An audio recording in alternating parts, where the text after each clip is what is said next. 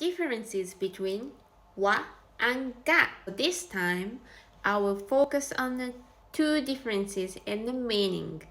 First difference is ga could be used to emphasize a subject. On the other hand, wa can be used to put focus on the sentence after wa.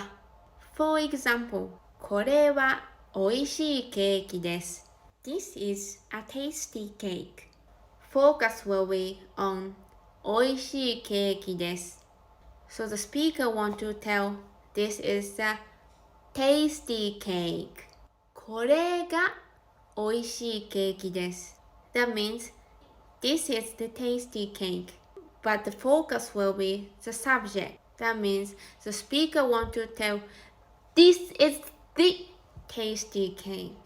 Probably they were talking about the tasty cake, and at the shop, the speaker want to tell this is the one I was talking about.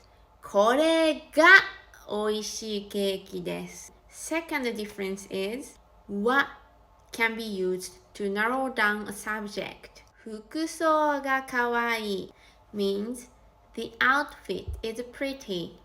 服装はかわいい the outfit is pretty. But は would imply the speaker is not sure about other things other than the subject he or she is talking about. 服装はかわいい That means the outfit is pretty, but not sure about the other stuff. Could be speaker doesn't like her hairstyle. This is why it's better to avoid using wa when you're giving compliment. The good news is you can drop a particle a lot of the time in a daily conversation.